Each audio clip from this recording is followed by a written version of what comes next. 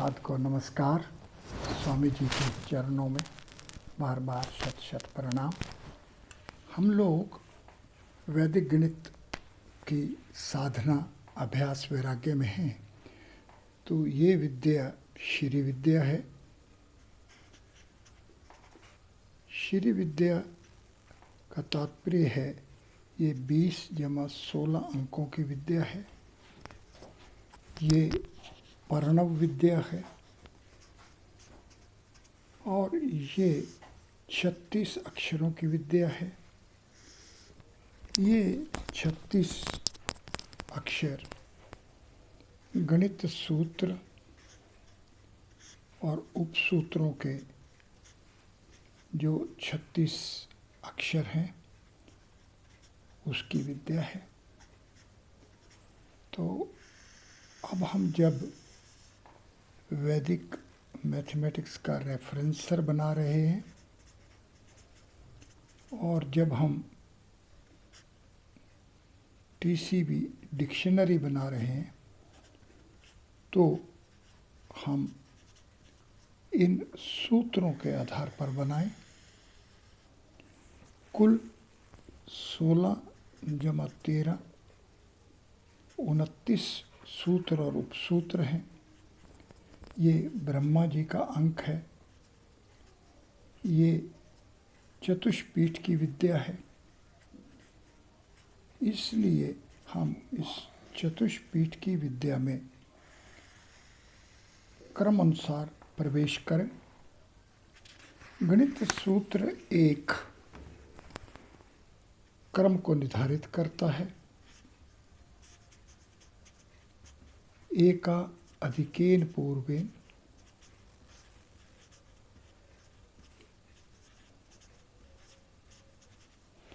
ये हमारे को क्रम से 1 से 7 तक 7 छंदों की विद्या है। गायत्री से जगती की विद्या में ले जाता है और ये 1 से 7 और 15 से 9 की विद्या है। यहाँ 8वां अध्याय गीता का अक्षर योग है। यहाँ तक हमारे पास ज्ञान विज्ञान योग है। तो किस तरह से हम ज्ञान विज्ञान जो योग है इसकी जो सीमा निर्धारित की गई है और इस सीमा को कैसे लांघें और कैसे अक्षर योग में पहुँचें, उसकी ये गणित सूत्रों की विद्या है। इसलिए हमें आइए सर्वप्रथम गणित सूत्र 7 को जाने पहचाने। ये है संकलन व्यवकलनाभ्याम। आइए देखें इसके अंदर 1 2 3 4 5 6 7 8 9 और 10 हमारे पास ये शब्द वर्ड 1 है। इसके अंदर सिलेबल्स 10 है। आइए गिने कि इसके अंदर वर्ण कितने हैं। 1 2 और 3 है, 2 हैं, 2 2 यहाँ फिर 3 है, 2 2 2 2 और यहाँ पर 4 है। आइए इनका योग करें। 3 5 7 9 12 14 16 18 20 और 24। तो यहाँ पर लेटर्स 24 है। आइए अब हम इसका टीसी वैल्यू गिने, काउंट करें। 3 और 1 4 और 9 13, 4 और 1 5, 5 और 1 6, 8 और 1 9, 7 और 2 9, 7 और 1 8, 4 1 5, 5 1 6, 8 2 10 और 20। आइए इनका योग करें। 19, 24, 30, 39, 48, 56, 51, 61, 71 और 91। तो ये वैल्यू हमारे पास 91 है। आइए इससे आगे अब हम इस संकलन व्याकलन व्यायाम के आगे की जो 6 फोल्ड्स हैं उन तक पहुंचने का प्रयास करें। ये स्वरों के अनुसार लिख लेना चाहिए। जैसे ही हम स्वरों के अनुसार लिख लेंगे तो आगे हमारा चलना आसान हो जाएगा। देखिए, हमने देखा यहाँ पर ये सा है 3, ये आ है 1, ये अनुस्वार है 9, का है 4, आ है 1, ला है 5, आ है 1, ना है 8, आ है 1, वा है 7, या है 1, आ है 1, 7, 1, 4, 1, 5, 1, 8, 2, 8, 1, 2 और 9। अब हम ये देखिए, ये त्रय है, ये 1 है, ये 9 है, ये चतुर है, ये 1 है, ये पंच है, ये 1 है, ये अष्ट है, ये सप्त है। इस तरह से बनेंगे। तो ये जो त्रय है इसकी टीसी वैल्यू 8 है, यहाँ पर 8 है, यहाँ पर 17 है, यहाँ पर 12 है, ये 8 है, ये 15 है, ये 8 है, 15, ये 8 तक पहुँच गए हम। 1, 2, 3, 4, 5, 6, 7, 8, 1, 2, 3, 4, 5, 6, 7, 3, 1, 9, चतुर 1। इसके अंदर हमने 5 लिखा, इसके बाद 1,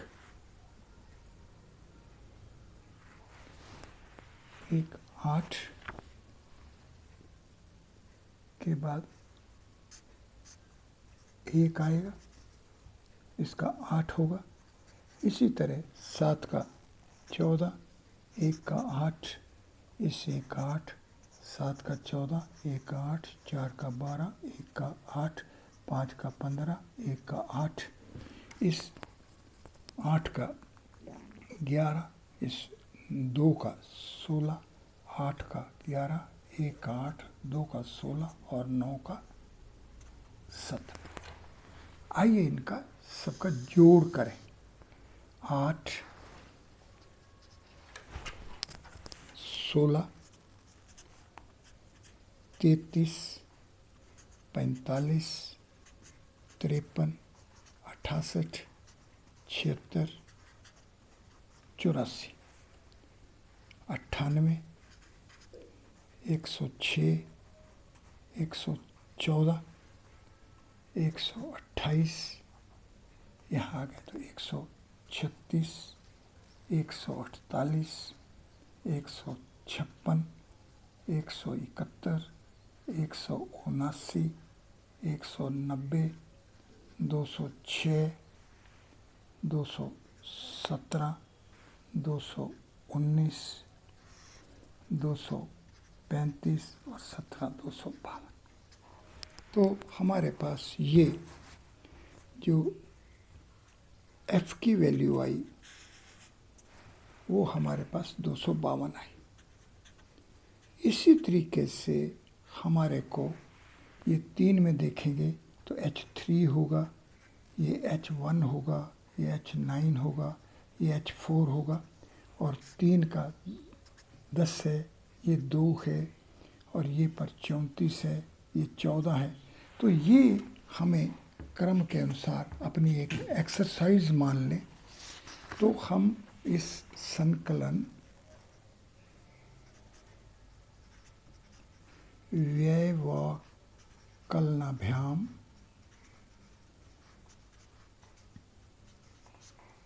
जो कि एक शब्द है, 10 अक्षर हैं, 10 सिलेबल्स हैं, 24 वर्ण हैं और हमारे पास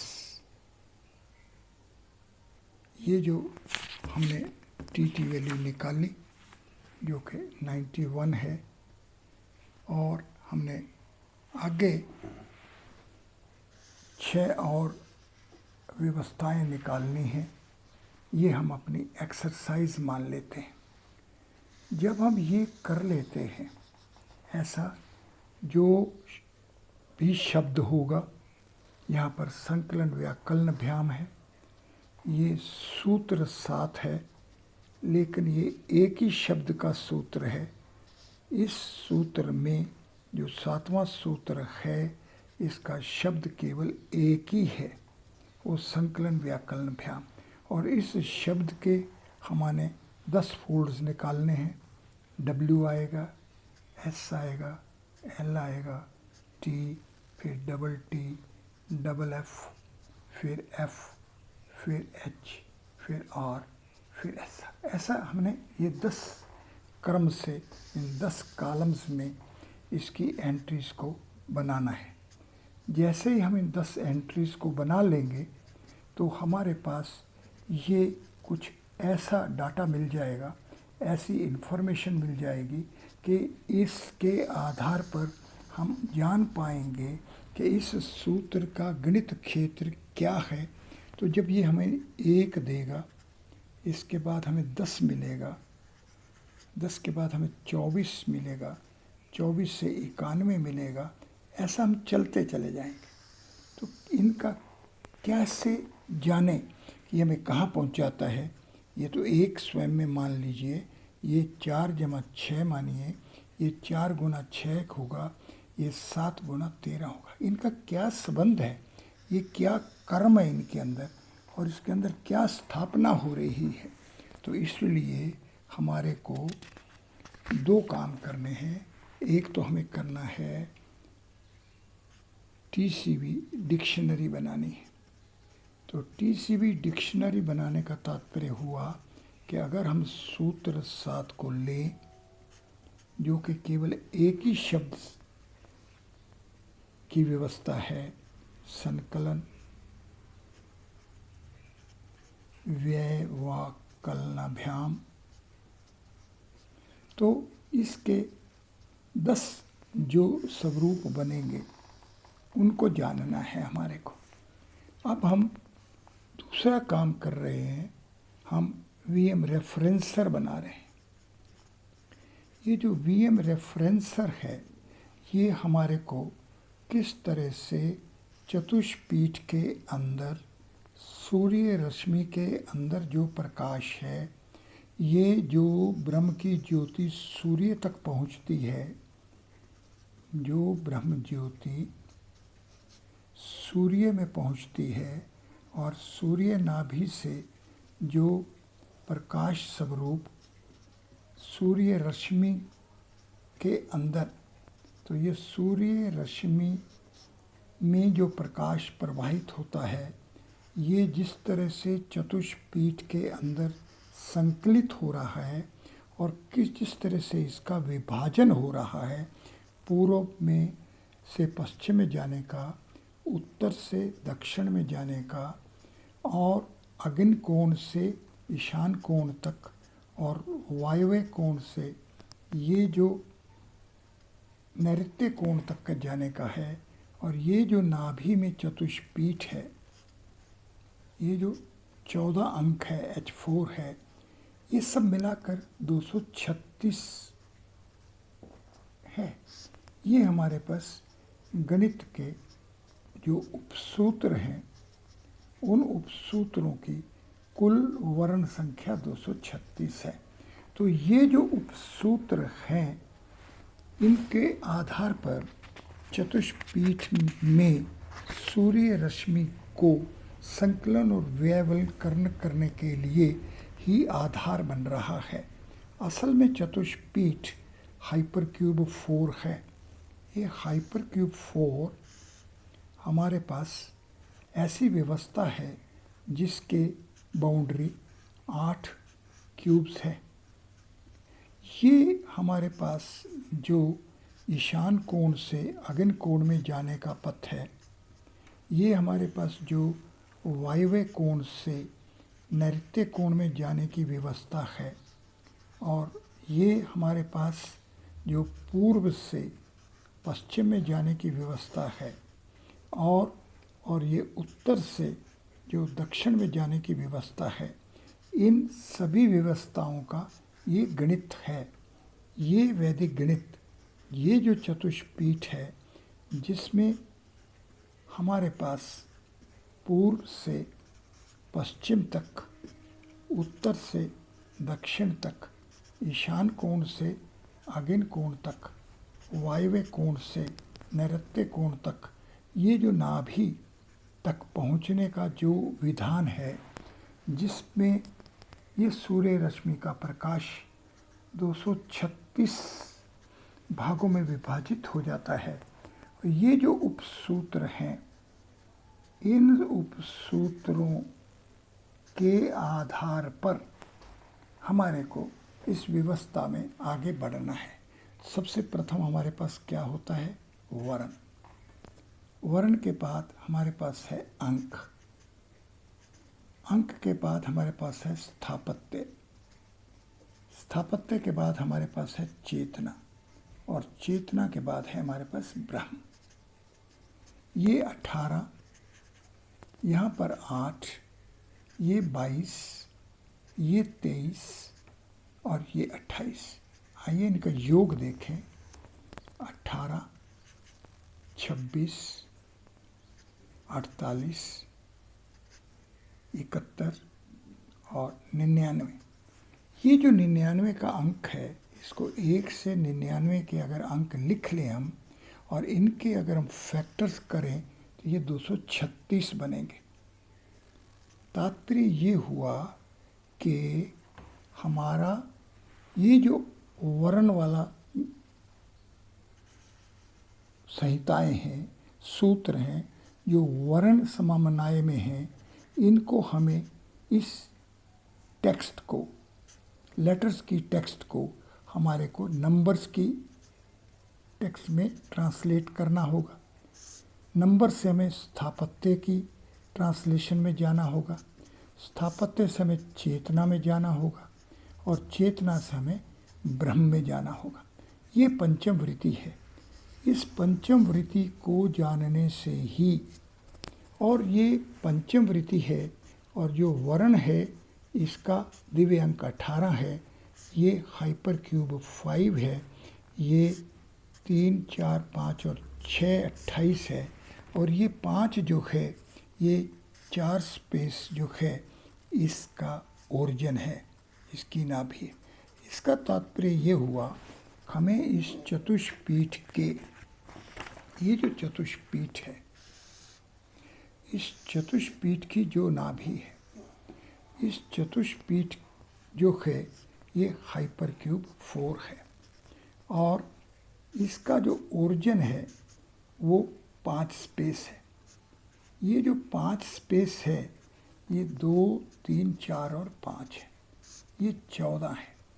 आइए हम ध्यान से फिर देखें कि जो हाइपरक्यूब 4 से 14 तक पहुंचना है, तो इसके जो ज्योमेट्रीज हैं, इसकी जो वर्शंस हैं, ये 29 हैं, और यहाँ जो वर्शंस हैं वो 9 हैं। अब इस तरह से हमारे को यहाँ से, इसके मध्य से, इस 5 स्पेस के मध्य से हमारे को पहुँचना है, जानना है। ये कैसे पहुँचेंगे, कैसे जानेंगे? तो देखिए, सर्वप्रथम वर्ण है, ये हाइपरक्यूब 5 है, ये 18। उसके बाद अंक है, यहाँ चारों तरफ 8 क्यूब्स हैं, ये दूसरा।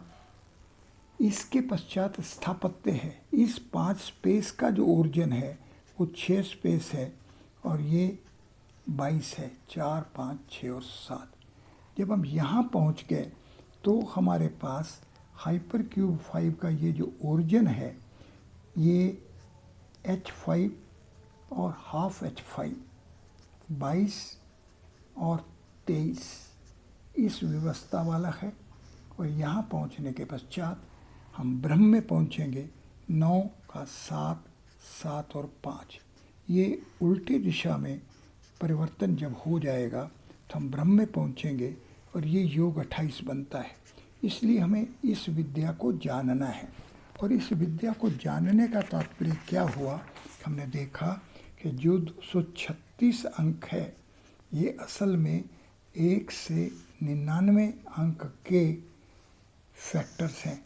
और जो 1 से 99 अंक है इसको ध्यान से देखें तो ये 1 से 47 अंकों के फैक्टर्स हैं। 47 से 99 और 99 से 236। इस तरह से चतुष्पीठ में जो 236 हैं इनमें जब 47 का योग करेंगे तो ये 283 होगा। इस तरह से हम गणित सूत्रों में प्रवेश करेंगे। ये इसका विधान है। आइए इस विधान के अनुसार देखें कि जो हमारे पास सूत्र 7 है, इस सूत्र 7 संकलन, व्यवकलन,